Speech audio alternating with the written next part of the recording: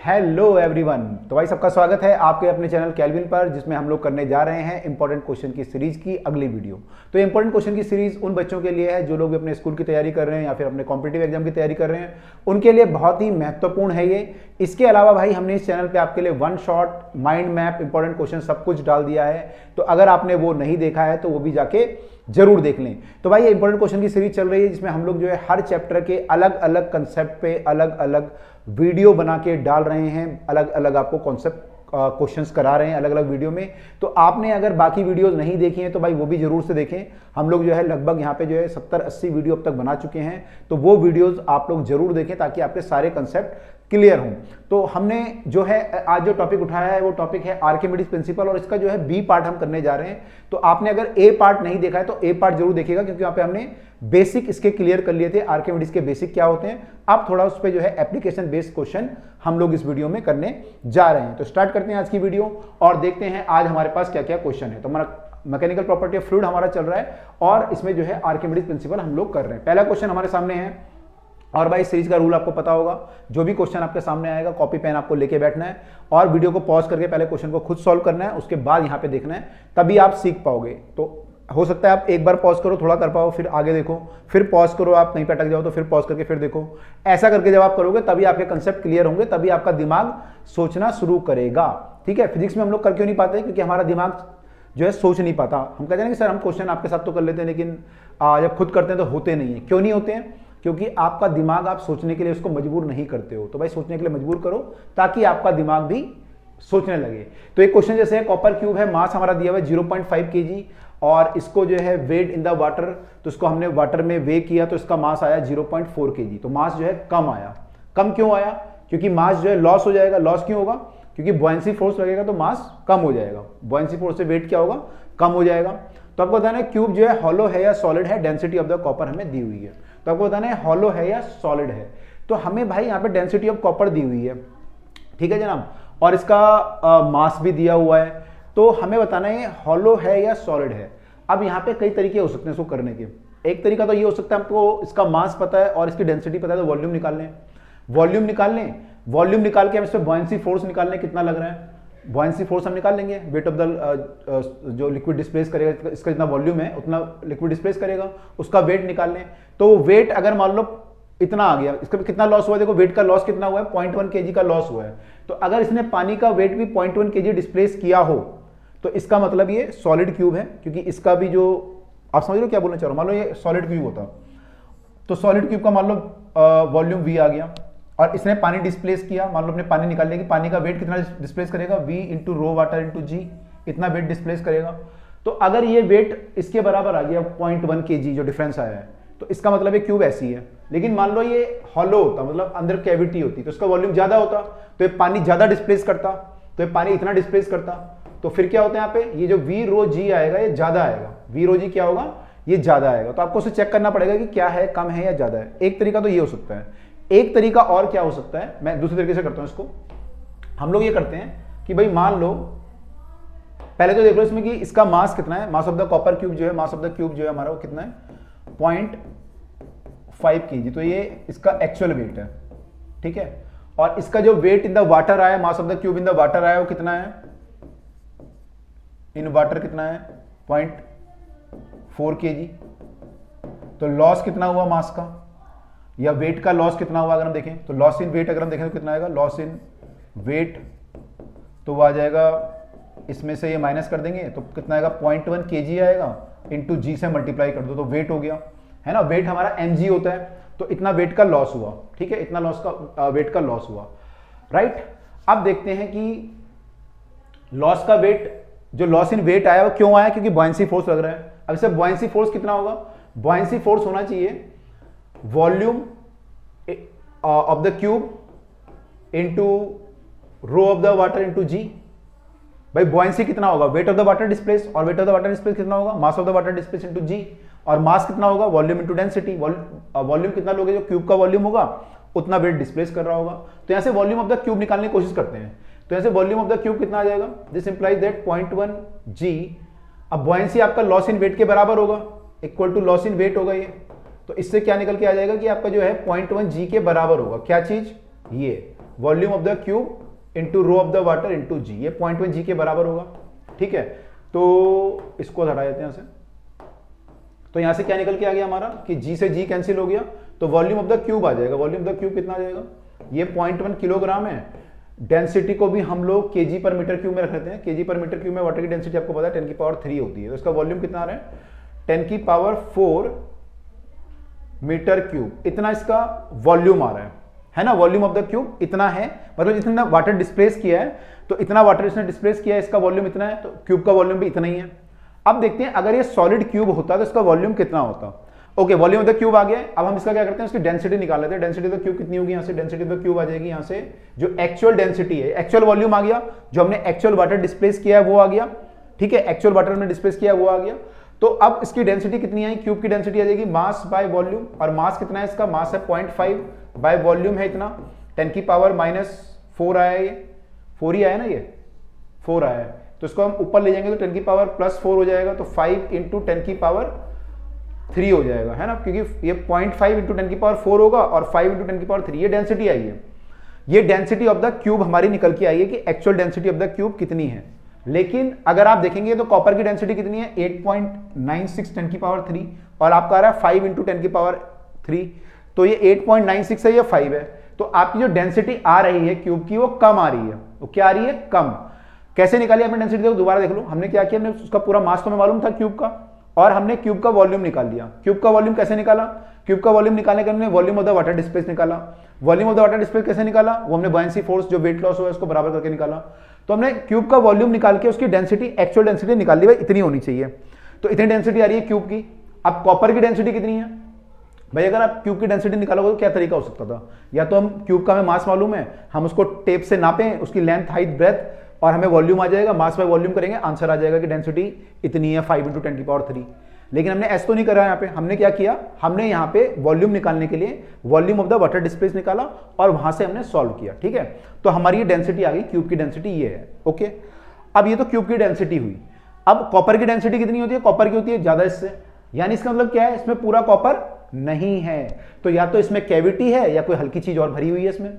तो इसका मतलब हो गया कि ये क्यूब कैसा है, ये क्यूब जो है वो खोखला है, ये क्यूब जो है खोखला है, क्यूब इज हॉलो, तो आंसर हमारा हो जाएगा हॉलो। तो आप क्या लिखोगे, density of cube is as density of cube is less than density of the copper, this implies that this cube is hollow. Cube क्या है, हॉलो है। आई होप क्लियर हुआ होगा सबको।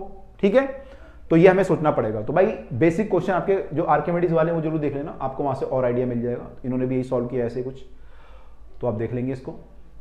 अगला क्वेश्चन हमारे सामने है, अब क्या बोल रहा है, piece of brass weighs 12.9 kg in the air. तो ब्रास हमारा 12.9 kg है। ब्रास में क्या क्या होता है, तो जिंक होता है, कॉपर होता है। ओके, और इसको जब वाटर में हमने इमर्स किया तो इसका वेट 11.3 आया, तो इसमें भी वेट लॉस हो रहा है ना, 12.9 से 11.3 हुआ तो लॉस हो गया वेट का, बॉयंसी फोर्स के कारण हुआ होगा। What is the mass of the copper content in the alloy, इसमें कॉपर कितना है और स्पेसिफिक आपको ग्रेविटी दी हुई है। ठीक है, तो इसमें पूछा है कि जिंक और कॉपर दोनों की दी हुई है, तो इसमें बोला है कि इसमें कॉपर कितना है, तो 12.9 ग्राम में कॉपर कितना है, तो 12.2 ग्राम में जिंक भी होगा और कॉपर भी होगा, ऐसे लिख सकते हैं हम लोग इसको, है ना। 12.9 को हम मास of the copper plus mass of the zinc लिख सकते हैं। तो एक इक्वेशन तो ये बन गई। अगर हम एक और इक्वेशन कोई बना दें तो हमारा मास आ जाएगा। एक और इक्वेशन अगर मास के टर्म में बना लें तो हमारा मास ऑफ द कॉपर भी निकाल सकते हो, जिंक भी निकाल सकते हो। अगली इक्वेशन क्या बना सकते हो, जो वेट आपका लॉस हुआ है, कितना वेट लॉस हुआ है हमारा, जो इसका वेट लॉस हुआ है पानी में कितना हुआ है, 12.9 माइनस 11.3, है ना। इसका अगर देखें हम तो मास ऑफ द क्यूब कितना है, मास of the cube is 12.9 in air या वैक्यूम मान लो, और मास of the cube in water कितना है 11.3 ग्राम इन वाटर। तो लॉस इन वेट या लॉस इन मास कितना आया, लॉस इन वेट ही निकाल लेते हैं, लॉस इन वेट कितना आया, तो लॉस इन वेट मतलब मास में कितना डिफरेंस आया, ये आएगा 1.6 ग्राम का, इंटू जी से मल्टीप्लाई कर दो, तो ये जो है लॉस आया उसके वेट में जो लॉस हुआ। अब वेट में जो लॉस होगा वो किसके बराबर होगा, बट लॉस इन वेट किसके बराबर होगा, बॉयंसी के बराबर होगा, इतना बॉयंसी फोर्स लग रहा होगा, तो वी कैन राइट की but loss in weight is equal to buoyancy. तो this implies that loss in weight है 1.6 जी, ये बॉयंसी के बराबर होगा। बॉयंसी हमारा होता है volume into density into g, ये होता है volume into density of the water, क्योंकि वाटर में डुबाया इसे, तो जितना इसने wait of the water displace किया होगा उतना लगेगा।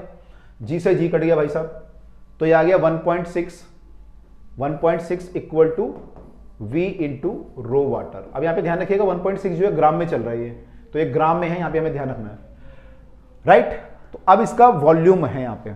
अब वॉल्यूम कैसे निकालेंगे, तो देखिए हमारे को वॉल्यूम निकालना है और हमारे सामने तीन चीजें दिख रही हैं हमें। एक तो हमें स्पेसिफिक ग्रेविटी दी हुई है, उसको हमने यूज नहीं किया अभी। दूसरी चीज में दिख रही है कि मेरा मास है, ये एक और इक्वेशन मुझे बनानी है मास के टर्म में, और तीसरा ये इक्वेशन दिख रही है। तो इस इक्वेशन में मुझे मतलब मास और स्पेसिफिक ग्रेविटी का यूज करना पड़ेगा। तो मास और स्पेसिफिक ग्रेविटी का मैं यूज करूँ तो मैं वॉल्यूम निकाल सकता हूँ। कैसे निकाल सकता हूँ, मान लो इसमें मास ऑफ द कॉपर है Cu, तो अगर हमें उसकी डेंसिटी से डिवाइड कर दूं तो वॉल्यूम ऑफ द कॉपर आ जाएगा। ऐसी मास ऑफ द जिंक है मान लो MZn, तो इसको अगर मैं इसके डेंसिटी से डिवाइड कर दूं तो इसका वॉल्यूम आ जाएगा, दोनों का वॉल्यूम आ गया, उतना ही क्यूब का वॉल्यूम भी होगा, टोटल उतना ही क्या होगा क्यूब का वॉल्यूम, तो वो हमारी इक्वेशन बन जाएगी यहाँ पे। तो हम क्या करेंगे, इसको इसकी जो है डेंसिटी से डिवाइड करेंगे, ठीक है। अब यहाँ पे एक चीज ध्यान रखिएगा, ये ग्राम में है, तो ये इक्वेशन ग्राम में थी, ये भी ग्राम में चल रही है, सही है, कोई प्रॉब्लम नहीं है। तो हम लोग एक काम करते हैं, इसकी डेंसिटी भी ग्राम पर सीसी में पुट करते हैं। तो यहाँ पे अगर हम ग्राम पर सीसी में देखें तो इसकी जो डेंसिटी होगी, वाटर की डेंसिटी है यहाँ पे 1 और इसकी डेंसिटी हो जाएगी 7.1। आई होप कि कॉपर की कितनी दी हुई है हमें, नहीं कॉपर की हमें दी हुई है, जिंक की 7.1 है, कॉपर की दी हुई है 8.9, ठीक है। आई होप आपको क्लियर होगा। स्पेसिफिक ग्रेविटी को डायरेक्टली हम लोग डेंसिटी लिख रहे हैं, तो वो आपको मैं पहले ऑलरेडी बता चुका हूं, जो हमने ग्रेविटी वाले टॉपिक किए थे कि स्पेसिफिक ग्रेविटी जो होती है तो वो जो है 1 उतनी आती है, ग्राम पर सेंटीमीटर क्यूब में बराबर आती है, ठीक है। तो ये हमारी इतनी आएगी। तो हम पे दो इक्वेशन आ गई हैं, अब एक ये वाली इक्वेशन आ गई, एक वो वाली आ गई है, इन दोनों को हमें सॉल्व करना है। ये 1 तो हट ही जाएगा, तो इक्वेशन क्या बन जाएगी 1.6 इक्वल टू दिस। तो ये हमारी इक्वेशन बन गई है, इक्वेशन नंबर 1। इक्वेशन नंबर 2 को थोड़ा सा और मैं सॉल्व करने की कोशिश करता हूँ, अगर हो जाएगी तो या फिर हम वैल्यू पुट कर देते हैं। एक काम करते हैं, हम लोग वैल्यू पुट कर देते हैं।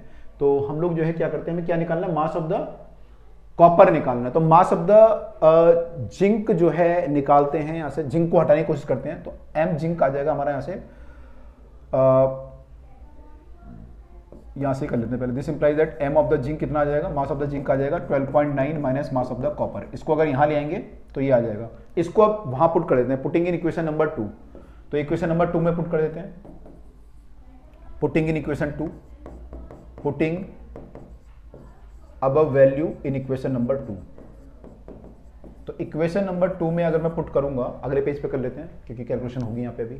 तो इसको अगर मैं पुट करता हूं तो कितना हो जाएगा, ये 1.6 equal to mass of the copper, sorry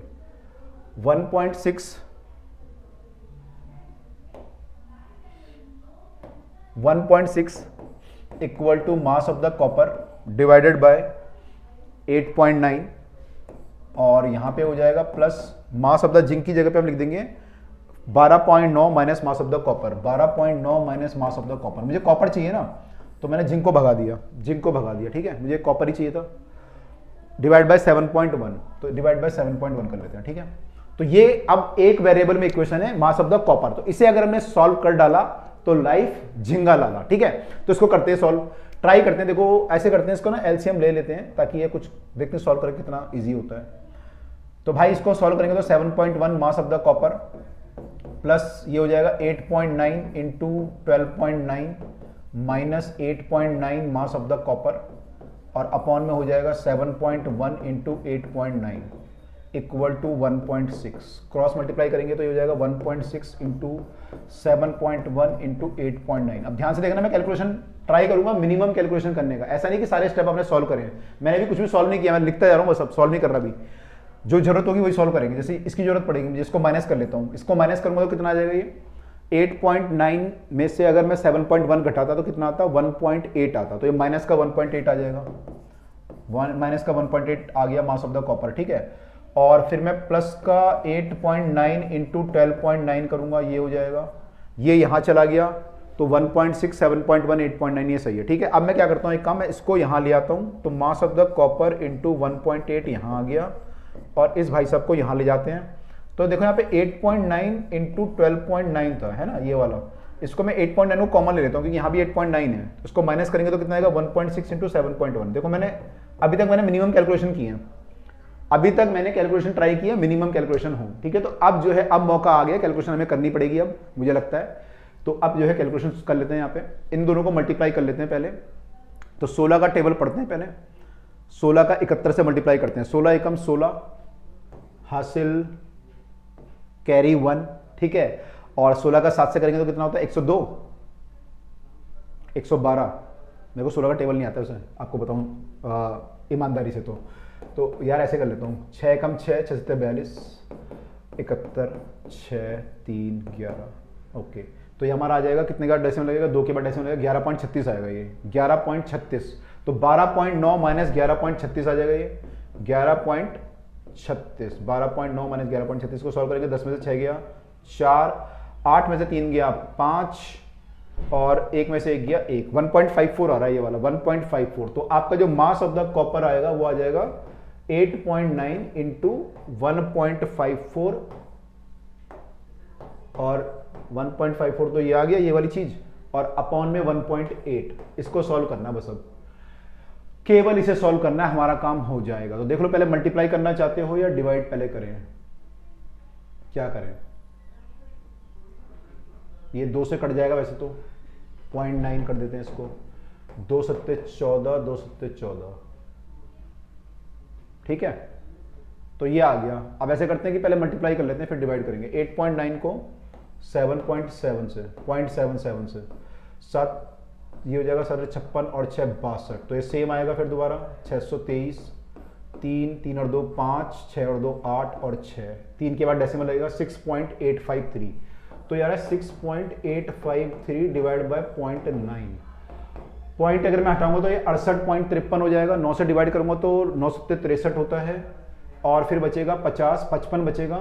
55 का मतलब 9 छिके 54 होता है, 13 बचेगा, 9 एकम 9, तो लगभग इतना आ जाएगा 7.61। और सब कुछ मैंने ग्राम में लिया है, तो आंसर भी मेरा फाइनली ग्राम में आना चाहिए। एक बार चेक कर लेते हैं, आंसर भी चेक कर लेते हैं, हमने कैलकुलेशन ठीक किया ना, एक बार आंसर देख लेते हैं सही है नहीं है। 7.61, और हमारा कितना है, हमारा भी 7.6 होना है, ठीक है बिल्कुल।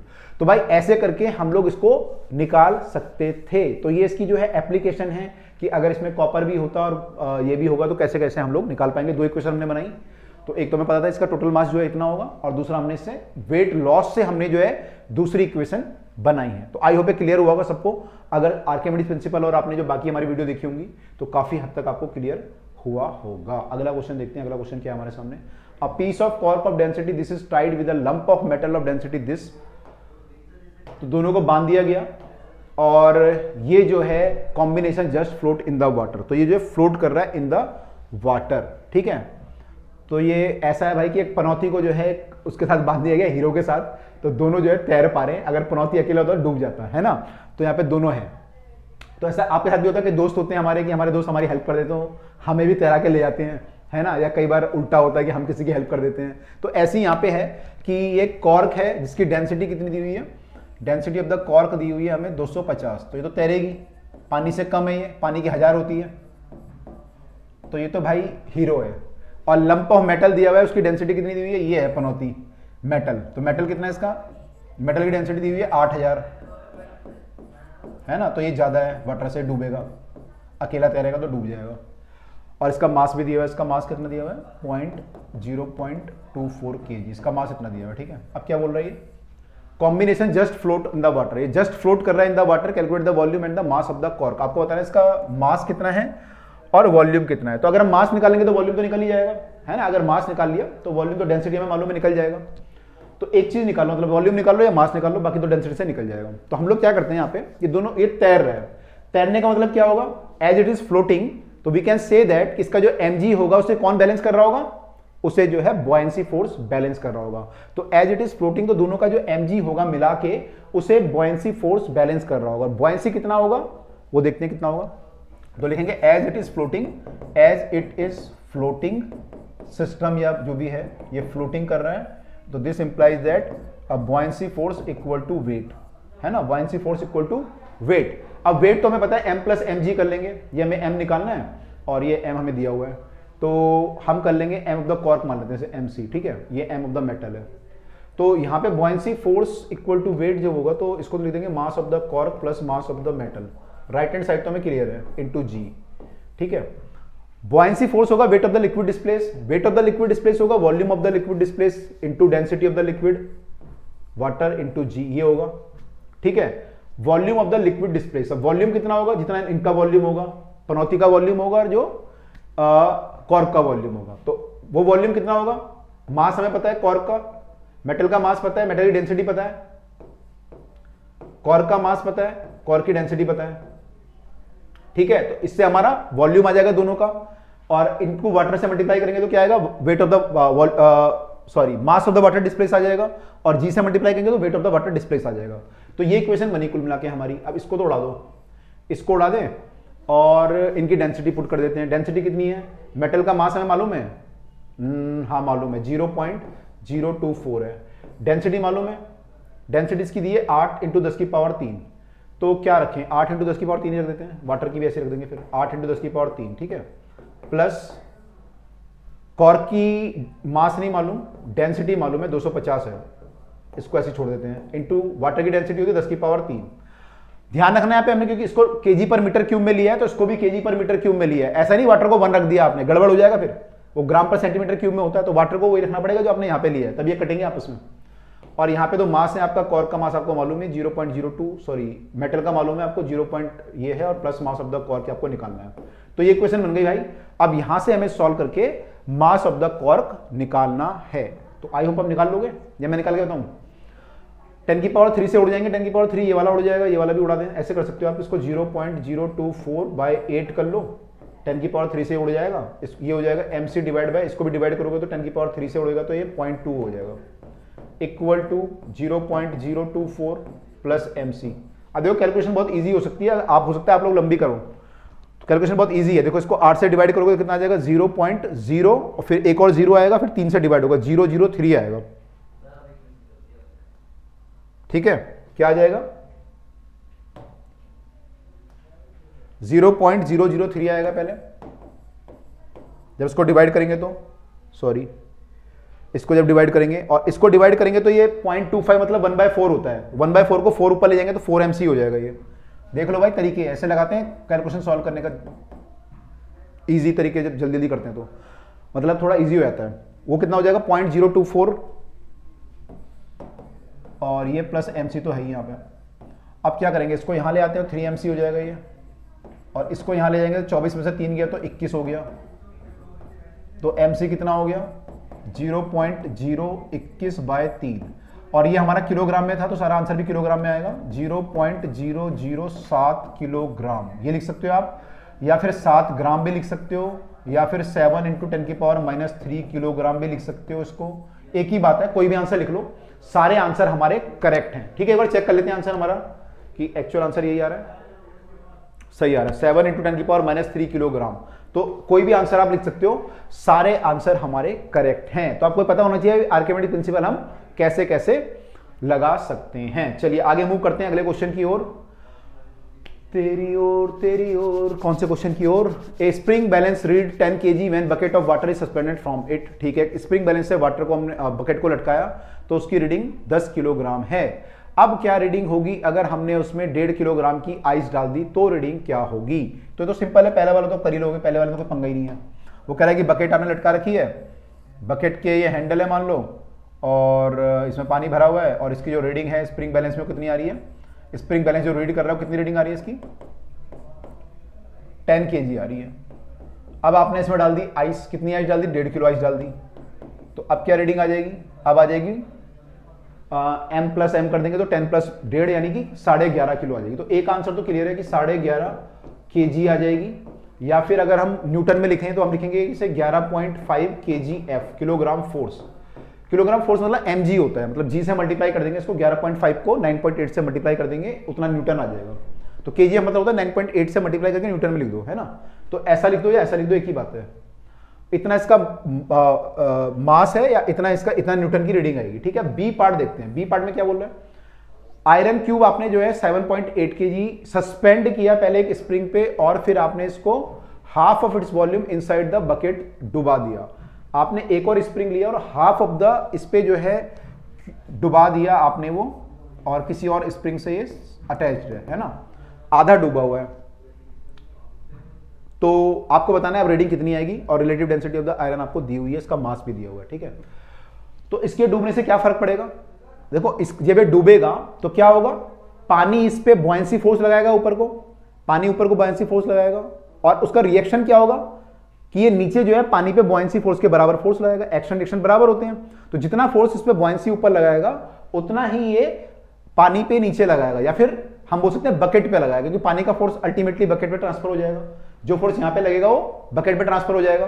तो जितना फोर्स इस पे बॉयंसी लग रहा होगा उतना ही ये पानी पे लगाएगा, उतना ही बकेट पे ट्रांसफर हो जाएगा। तो हम ये बोल सकते हैं कि जितना बॉयंसी होगा उतना हमारा वेट अब बढ़ जाएगा। तो इसमें हम बॉयंसी फोर्स निकाल लेते हैं कि इस पे बॉयंसी फोर्स कितना होगा। तो बॉयंसी फोर्स जो इस पे होगा वो होगा weight of the liquid displace, यानी कि volume of the liquid displace into rho of the water into g, ये होगा। अब volume of the liquid displace कितना है, volume of the liquid displace जो है वो इसके वॉल्यूम का आधा है, जो इसका अपना वॉल्यूम है उसका आधा लिखा है, आधा डूबा हुआ है, into rho of the water into g. अब इसका वॉल्यूम कितना होगा, वॉल्यूम होता है मास बाय डेंसिटी, तो इसका मास है 7.8 और डेंसिटी कितनी है इसकी, डेंसिटी हो जाएगी इसकी 7.8 रिलेटिव डेंसिटी है, तो या तो हम ग्राम पर सेंटीमीटर क्यूब में रख दें, लेकिन सब कुछ किलोग्राम में दिख रहा है मुझे, तो मैं इसको किलोग्राम में रखता हूं। तो मैं एक काम करता हूं, इसका जो डेंसिटी है वो 7800 ले लेता हूं, ठीक है। अगर मेरी रिलेटिव डेंसिटी 7.8 है तो मेरी डेंसिटी जो आएगी वो 7.8 इंटू 10 की पावर 3 आएगी, 7.8 इंटू 10 की पावर 3 आएगी। तो इसका वॉल्यूम आ गया, और बाय 2 भी था ये। वाटर की डेंसिटी भी अब किलोग्राम में पुट कर देते हैं, 1000 इंटू जी कर देते हैं, तो ये बॉयंसी फोर्स आया। इसको अगर हम काटे तो ये कट जाएगा, यहाँ पे 7.8 हो जाएगा, ये से ये भी कट जाएगा, ये सब कट जाएंगे, तो ये 0.5 जी आया है, 0.5 जी। तो हम इतना इस पे बॉयंसी फोर्स लगेगा, इतने न्यूटन का।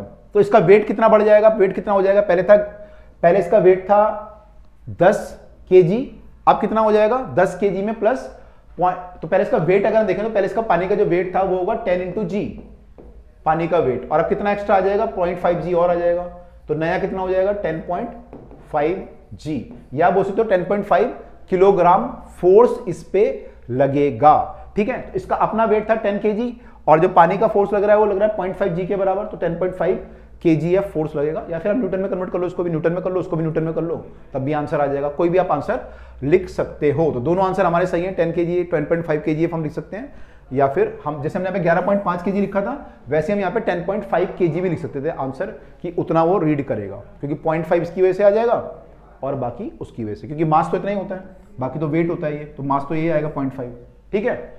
आई होप क्लियर हो रहा होगा, सबने ढंग से किए होंगे जो वीडियो हमने बनाए थे बाकी।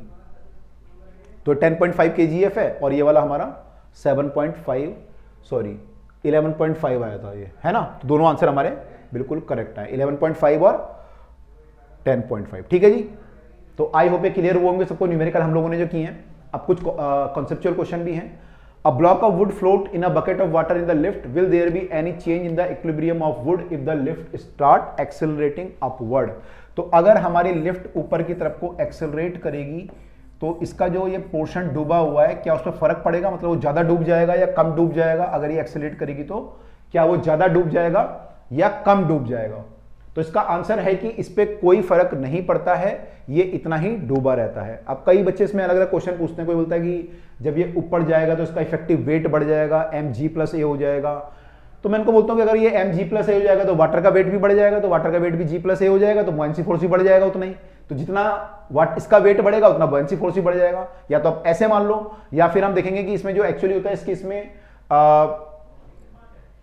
अगर हम फ्री बॉडी डायग्राम बनाएं तो वहां से भी हम लोग निकाल सकते हैं ना। तो कैसे भी आप मान लो, लेकिन आप ये याद रखो बस कि इस केस में कोई फर्क नहीं पड़ता है, ऊपर या नीचे एक्सेलरेट कोई भी केस आ जाए इसमें कोई फर्क नहीं पड़ता है, दोनों का वेट इक्वली चेंज होता है, ठीक है। तो कोई फर्क नहीं पड़ता है।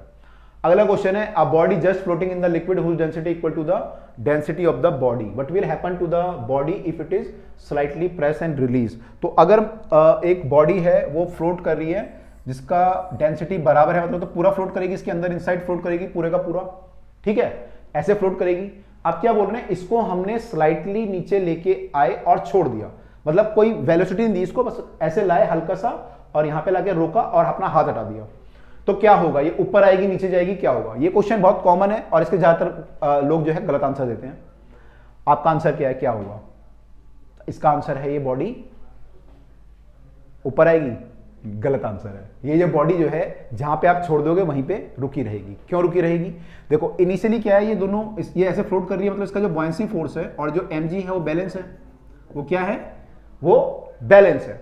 अब आप इसको अगर नीचे लेके आओगे तो क्या होगा? इसका mg तो सेम रहेगा। mg में कोई चेंज आया? नहीं आया, mg तो वही है।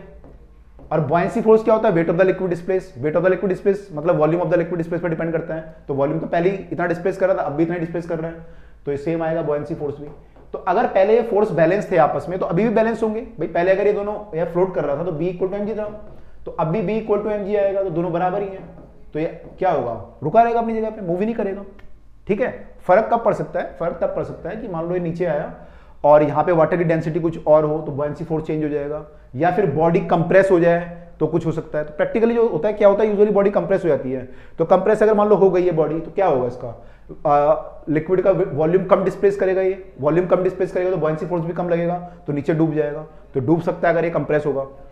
या अगर उल्टा केस हो गया, मान लो कि डेंसिटी बढ़ गई, पानी की डेंसिटी बढ़ गई, बॉडी कंप्रेस नहीं हो रही, पानी की डेंसिटी बढ़ गई। पानी की डेंसिटी बढ़ेगी तो क्या होगा? पहले जो इतना पानी होगा उसका मास कम होगा, और नीचे अगर डेंसिटी ज्यादा है तो इसका मास ज्यादा होगा पानी का जो उसने डिस्प्लेस किया है, तो बॉयंसी फोर्स ज्यादा होगा। तो बॉयंसी फोर्स अब ज्यादा होगा तो ऊपर आ जाएगी। तो ऐसा होगा। लेकिन हम लोग अभी आइडियल फ्लूइड पढ़ रहे हैं और इसमें ऐसा कोई कंडीशन दी भी नहीं हुई है, तो हम ये बोलेंगे कि इस केस में सब कुछ सेम रहेगा, बॉडी का वॉल्यूम भी सेम रहेगा, ना तो कंप्रेस होगी ना कुछ होगा, और पानी की डेंसिटी भी सेम रहेगी। तो बॉयंसी फोर्स भी सेम रहेगा और ये दोनों बैलेंस रहेंगे, तो बॉडी अपनी जगह पे ही रुकी रहेगी जहां पे आप उसे छोड़ दोगे। आई होप ये भी क्लियर हुआ होगा सबको कंसेप्चुअली। एक और कंसेप्चुअल क्वेश्चन है, does Archimedes principal hold in a vessel in a free fall? जब फ्री फॉल होता है तो क्या वहां पे आर्किमिडीज प्रिंसिपल काम करता है? तो इसका आंसर है कि वहां पे हम लोग बोल सकते हैं कि वहां पे हमारा जो इफेक्टिव वेट होता है वो होता है mg माइनस ए। जी माइनस ए लिखते हैं नीचे आते g माइनस ए, और फ्री फॉल में g माइनस जी हो जाएगा, जीरो हो जाएगा, तो इफेक्टिव वेट जीरो हो जाता है, तो बॉयंसी फोर्स वगैरह खत्म हो जाता है। तो हमें बोलते हैं यहाँ पे आर्किमिडीज प्रिंसिपल काम नहीं करता है, ऐसा हम लोग बोल सकते हैं। तो इसका आंसर हो जाएगा कि वहां पे Archimedes principal will not hold good. तो ये भाई इसका आंसर था। आई होप आर्किमिडीज प्रिंसिपल आपको अब ठीक से क्लियर हो गया होगा अगर आपने सारे क्वेश्चन शुरू से देखे होंगे। डेंसिटी वगैरह के कंसेप्ट आपने ढंग से पढ़े होंगे, और जो हमने बाकी चीजें कराई थी, प्रेशर वगैरह जो हमने क्वेश्चन कराए थे वो सब आपने ढंग से किए होंगे, तो आपके कंसेप्ट जो है क्लियर हुए होंगे। तो अब भाई हम आपसे मिलेंगे अगली वीडियो में अगले कंसेप्ट के साथ, जो है सरफेस टेंशन। तो सरफेस टेंशन हम लोग देखेंगे कि वो क्या होता है और कैसे हम लोग उसको करते हैं। तो मिलते हैं आपसे अगली वीडियो में अगले कंसेप्ट के साथ। तब तक भाई पढ़ते रहिए, आगे बढ़ते रहिए। Bye all of you.